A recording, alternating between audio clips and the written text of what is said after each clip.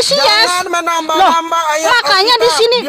di sini dia lahir di Menara Kawanan Domba, di Migdal Eder. Ya, mana Mesias? Memang Mesias. Mana Mesias? Lah di sini ini kepadamu akan datang. Ya. Itu Putri Sion, Kak. Aduh. Maksudnya ya Allah. bilangin hai Bukit Putri Sion. Ini untuk ini merujuk kepada orang Israel. Iya, bentar. Nah, kenapa saya bahwa mualaf? memang Anda Yeshua tahu nggak? HaMasyiah itu juga ya. Oke. Makanya di Yesaya 9 ayat 5. Saya mualaf karena Yesaya 9 ayat 5. banyak kontradiksi. Kamu mau mualaf ke, mau ke neraka ke, itu urusanmu ya. Urusan saya di sini untuk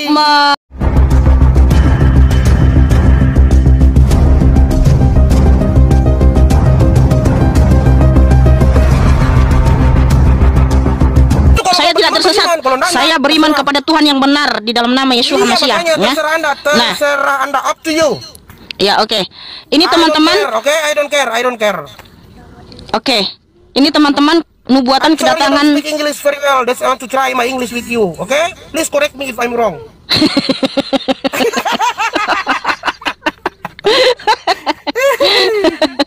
Oke, teman-teman, ini lihat ya. Ya, silakan. Oke. Mereka yang pincang akan kujadikan pangkal suatu keturunan, dan yang diusir suatu bangsa yang kuat. Dan Yahweh ya, dalam bahasa aslinya nih ya, Yahweh teman-teman, akan menjadi raja atas mereka di Gunung Sion dari sekarang sampai selama-lamanya. Dan engkau, hai Menara Kawanan Domba, hai Bukit Putri Sion, kepadamu akan datang dan akan kembali pemerintahan yang dahulu, kerajaan atas Putri Yerusalem. Nah, siapa yang akan datang ini? Ya, pemerintahan mana yang datang? Ini kedatangan Mesias. Jangan menambah-nambah ayat makanya Alkitab. di sini dia lahir di Menara Kawanan Domba, di Migdal Eder. Ya, Memang Mesias. Mana Mesias? Lah di sini ini kepadamu akan datang. Ya. Itu Putri Sion, Kak. Aduh. Maksudnya ya bilangin hai Bukit Putri Sion. Ini untuk ini merujuk kepada orang Israel. Iya, bentar. Nah, kenapa saya bahwa mualaf? memang Anda Yeshua tahu nggak? HaMasyiah itu juga ya. Oke. Makanya di Yesaya 9 ayat 5. Saya mualaf karena Yesaya 9 ayat 5. banyak kontradiksi. Kamu mau mualaf ke, mau ke neraka ke, itu urusanmu ya. Urusan saya di sini untuk menyebarkan dakwah Elohim. Kamu itu banyak dusta. Orang Islam sejak lahir juga ya. Karena kamu itu kan pembohong. Sebab seorang anak telah lahir bagi kita ya, seorang putra telah diberikan kepada kita, dan pemerintahan ada di pundaknya ya. Itu tadi pemerintahan itu ya, yang di Mika 4:8. Dan namanya disebut ajaib, penasehat, Elohim yang perkasa, Bapa yang kekal, Raja damai. Nah, ini Yeshua HaMasyiah, nubuatan Yeshua HaMasyiah teman-teman, kedatangannya.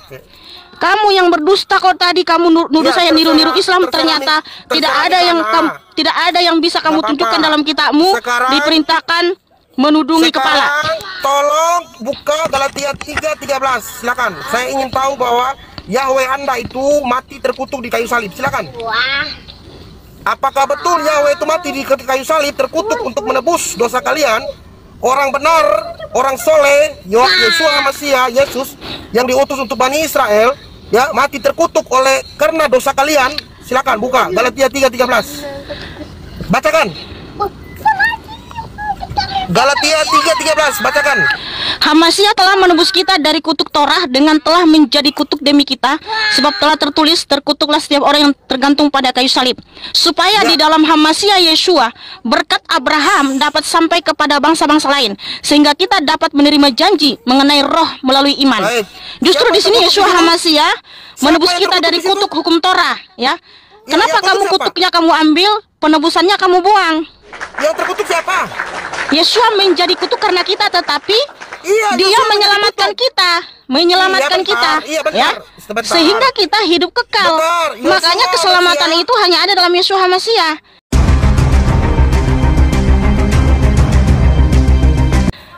Yeshua HaMasyiah itu suci, mulia, agung.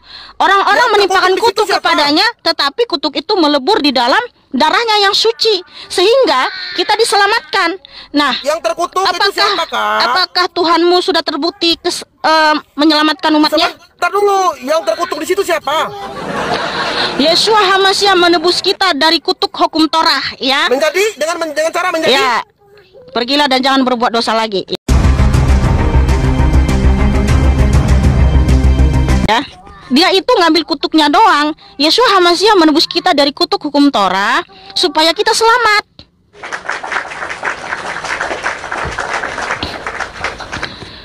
Karena dia ini hanya bisa memframing, teman-teman. Giliran kita tanya balik, nggak ada yang bisa dia jawab. Ya, hanya bisa memframing. Karena kamu sesat, kamu itu tersesat. Giliran ditanya balik, nggak ada yang bisa dia jawab. Halo Mikana. Ngaku-ngaku lagi mualaf, padahal Islam sejak lahir. Oh, makanya dia pakai masker.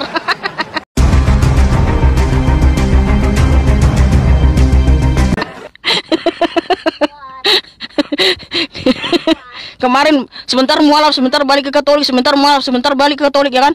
Lalu kemudian dia makin gencar untuk insulting. Ternyata, waduh, sudah tahu lah dari mana dia itu. Ya, selamat malam, David. Ya, Mikana. Ya, silakan. Tahu. Ya. Ya.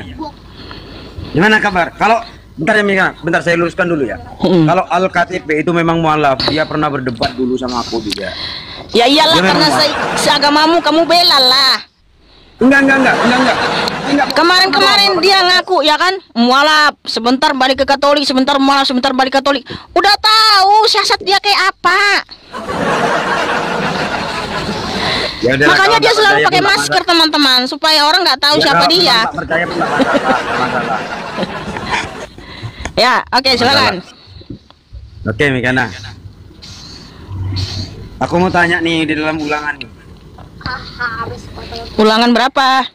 Ulangan 12 ayat 5. Oke. Tunjukkan aja ya. Tunjukkan ya. Aku aja yang nunjukin. Nih, nggak usah kamu mulai ini. Nih. Tetapi tempat yang akan dipilih Tuhan Allahmu dari segala sukumu sebagainya untuk menegakkan namanya di sana. Tempat itulah. Mohon maaf, yang saya kamu tunjukkan harus ini aja. cari. Mohon maaf ya, karena di situ ada kata Allah. Allah itu kan nama sesembahan bangsa Arab atau nama sesembahanmu ya. Jadi saya tunjukkan ini aja. Ya. Boleh. Sebaliknya, ke tempat yang akan Yahweh Elohimmu pilih dari antara semua sukumu untuk menempatkan namanya di sana, yang kamu harus mencarinya untuk dia berdiam. Maka kesanalah kamu harus masuk. Oke, dan pertanyaanmu apa, saudaraku? Tempat itu kan dipilih oleh Elohim. Betul nggak? Tempat itu kan dipilih langsung oleh Elohim kan? Betul. Iya. Di mana tempat itu? Apakah pernah Mikana langsung ke sana? Pernah ke sana nggak? Oke, kita harus baca dulu ini ya.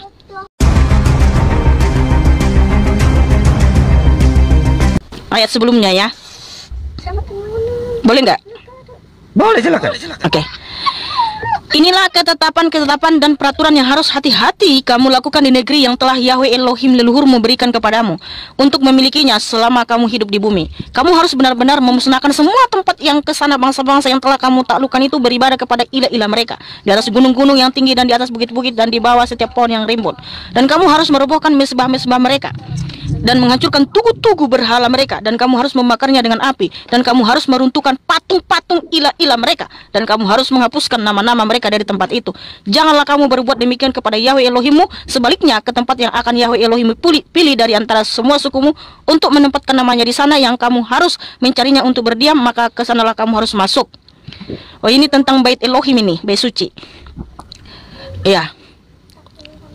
Terus? Bahwa memang patung-patung berhala ya, tugu-tugu berhala itu harus dibuang, tetapi hanya Yahweh Elohim lah yang harus disembah. Ya, lalu? Terus? Tetapi tempat yang akan dipilih Elohim, itu kan tempat langsung dipilih oleh Elohim dari segala sukumu sebagainya untuk menegakkan namanya di sana. Untuk menegakkan namanya di sana. Iya. Nah, apakah tahu di mana tempat itu kira-kira Mikana? Di Israel, di Bait Elohim. Ke sanalah kamu harus pergi.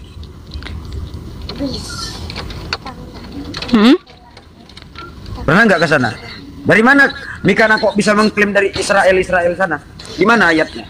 Ini kan masih di zaman Torah, makanya untuk berbicara dengan Bapa itu memang melalui imam yang dimana masuk ke bait suci. Nah, bait Elohim, bait suci itu kan, ayatnya. bentar, bait suci itu kan sudah dikenapi oleh Yeshua HaMasyiah. Makanya Yeshua HaMasyiah menyatakan kepada orang Farisi, dalam 3 hari 3 malam dia membangun bait suci itu ya. Makanya orang robohkan, ntar aku baca dulu ayatnya ya.